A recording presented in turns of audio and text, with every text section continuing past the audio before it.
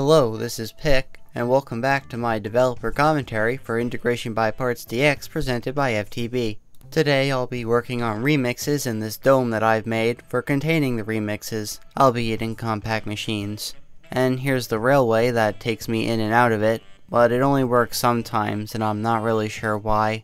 It's more of a novelty anyway. Of course I have the teleporter for getting in and out.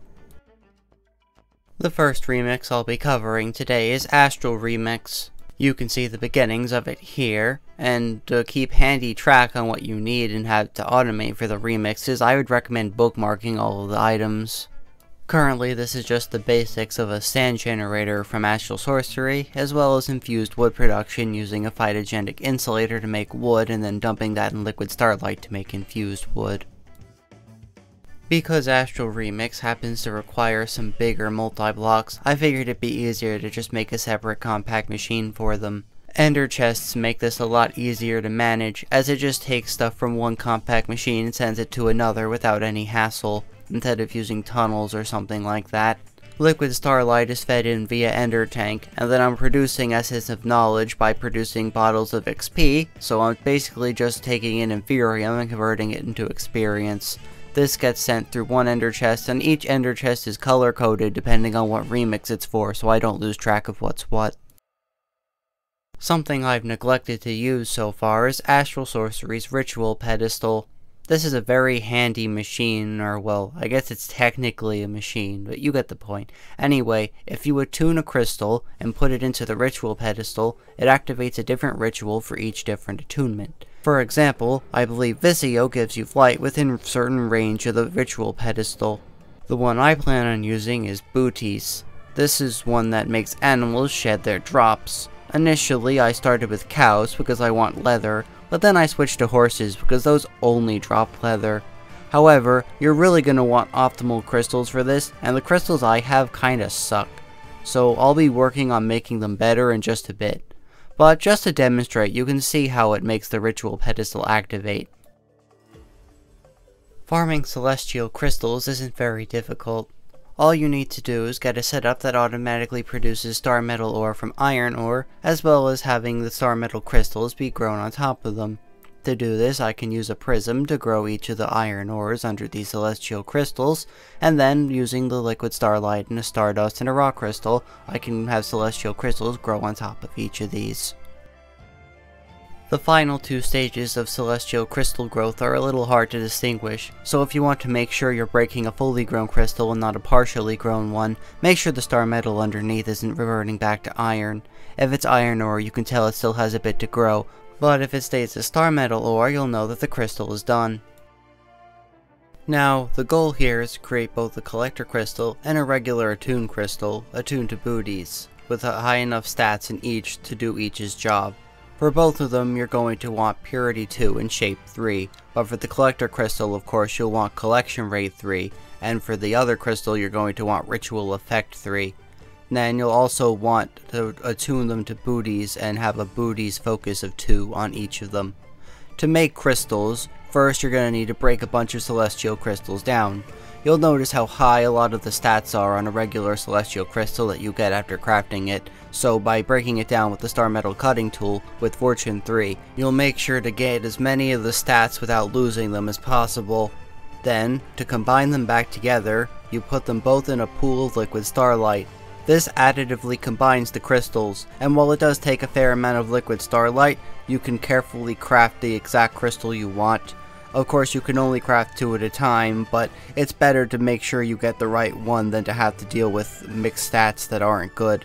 The highest stat total you can get on a crystal is 10 points divided between all of its categories, and that includes the focus, so be careful.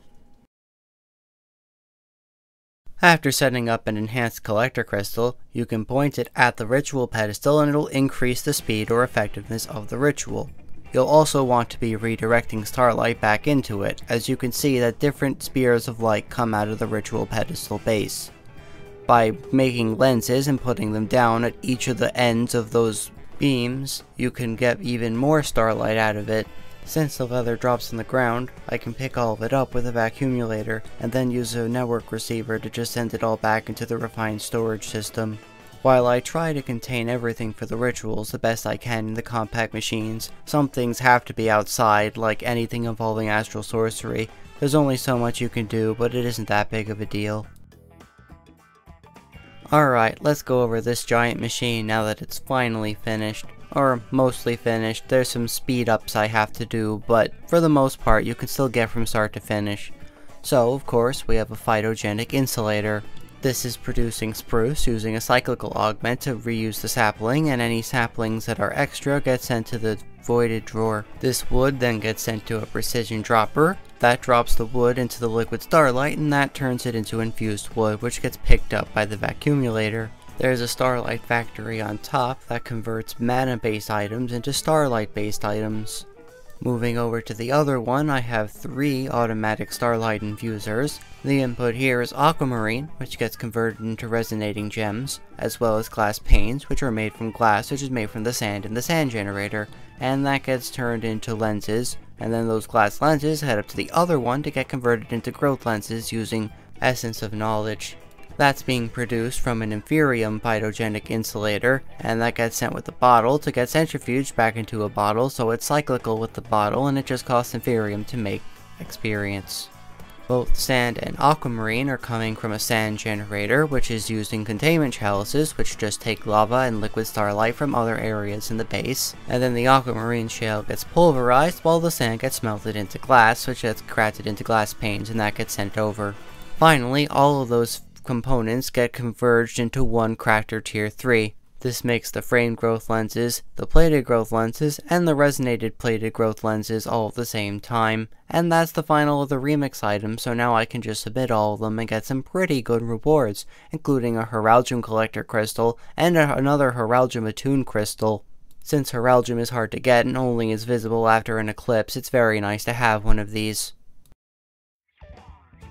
I can upgrade my Phosic Resonator, which was the thing that showed the giant blue star fields, to a Domic Resonator using the crafting recipe, and then shift right click the Phosic Resonator to change it to Domic mode. This is the red mode. Instead of star fields, this shows ritual ranges. By right clicking on a ritual pedestal, you can see the total range that the ritual encapsulates. This one that I've just set up is for Heraldium. It's able to speed up ticks for anything within its range. This includes all machines as well as other things, so you can absolutely make super fast setups using it. In my case, I'm going to be speeding up liquid starlight generation, as even with 8 light wells it's a little bit too slow for the remix to reliably run. And, using a ritual anchor, I can place it 5 blocks above the ritual pedestal, and then link it to another anchor way away in the same dimension, and it'll be able to produce that ritual effect in that area instead of around the ritual pedestal. Astral Sorcery has another way of crafting things. If you put an attuned celestial crystal into the slot on the left, you'll see that it shows a graphic of the constellation. This means the altar is attuned to that constellation, and this means that you're also going to need that constellation in the sky for these crafting recipes to work. It's nothing special after that, but just be mindful that you'll sometimes need a particular constellation. This is the last thing I'll be crafting using the infusion altar. It's the blood of Kefasir. This is used in mythic botany to craft the mead of Kefasir, which just requires a honey bottle. If you're missing out on honey, you can just go find a flower forest or something, that's what I did.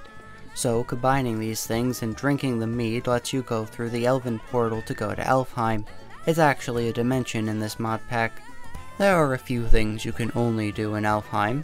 You can make the Fluxial Converter, as well as place down mana flux fields, of course. It's also the only place where you can use the Orchid, and the only place where Neuromantic Prime Veins spawn.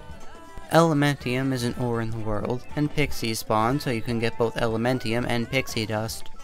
You might be able to get Dragonstone too, but I don't know. Magical mobs, such as witches and illusioners, spawn much more frequently as opposed to your garden variety mobs like zombies and skeletons. Something else that's neat is that underground it's entirely made of living rock. In case you didn't want to automate living rock, like I haven't at this point, you have basically an infinite supply of it now. By now, with all the infrastructure I have, just making an outpost is a super simple task. I think there's also some special structure that spawns in a deserty biome, but it's not that important and I don't really need anything from it because it's kind of underwhelming for this kind of mod pack at this point in the game. Astral Remix wasn't the only remix I planned on doing today, so how about we do Thermal Remix now? This starts with an ender chest that's importing sand. Remember how we made sand for the Astral Remix? I'm way overproducing, so I can just steal a bunch of sand from there. I'm then exporting obsidian and nether quartz into this induction smelter to make hardened glass. Basalt's rods are coming in and they're getting pulverized into Basalt's powder, which is both used to feed back into the pulverizer to use as a catalyst. Well, it's not actually a catalyst because it gets used up, and that's not what a catalyst is. Good job, Thermal. But it greatly increases the processing speed and output of each pulverization. I thought I'd need to cut, but I guess that wasn't really the case. I just finished it. Combining the hardened glass and Basalt's powder makes Terra glass, and that makes fuel cells, which, using garden cloches, I'm taking flax seeds and making more seed oil, and filling them to make seed oil fuel cells. Then, one last step in the induction smelter takes rosin from a fractionating still, as well as those seed oil fuel cells to make bio-napalm. You don't see it in here, but I'm using arboreal extractors on spruce trees to go produce some extra resin for creating that rosin. This one's a bit slow again, but I'm gonna worry about rates later. The true purpose for automating all of this isn't apparent just yet, but eventually I will have all 7 remixes automated and you'll see the purpose. Since it'll help out, I also automated phytogrow and made a phytogenic insulator for more flax. This increases the production from the phytogenic insulator, which means more flax seeds for more seed oil fuel cells. Phytogrow can also be pumped into arboreal extractors to increase their output. So, in the middle of this recording session, an update actually happened. It finally got processed. What does this update entail? Well, it has something new called the Remix Shop. Now, all the remix items that you might have been producing have an alternate purpose. You can spend them for various types of upgrades, as well as other machines. This is to help take the weight off of auto-crafting if you don't want to do so much of it. I will be removing just a few of these upgrades because they're a little too good. I might make them one-time purchases instead of completely renewable. But anyway, you just need to submit a corresponding number of items, and there you go, free stuff. Well, not free, but if you're automatically producing it, it is free, right? As you can see, the item at the top determines what the 2 columns beneath it cost. Of course, the numbers will vary, and more expensive items will need a whole lot more stuff because they're just that good. I think this will help be an alternative for helping with endgame though. Remix round 3, let's go. Time to reset up Industrial Remix, and do it properly this time so that it's actually automated. More or less, this entire system functions off of imports of iron, copper, redstone, sand, tin, aluminum, steel, phytogrow, and maybe 1 or 2 other things. Slitake spores grow slime balls. It's much easier than growing slime trees or something, so putting those in phytogenic insulators sends the slime balls to the energized smelter. That smelts it into rubber. Then of course we have redstone, which is getting turned into redstonium, copper turned into plates and then wires, sand turning into glass and those becoming rubberized electron tubes, and then that gets sent to a carpenter. The carpenter fills it using biomass. Biomass is made from the melter, and that gets melted from biomass and kelp, both of which are made using phytogenic insulators, except for the leaves for the biomass. You see, growing leaves is just a little tricky, and the only method I actually found that really worked was apparently Industrial Forgoing lacks a shearing add-on.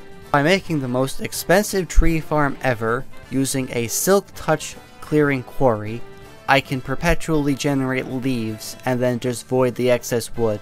But that doesn't make saplings, so I needed a separate phytogenic insulator just to make saplings so that I could repeatedly fuel both the biomass production and the plant sower.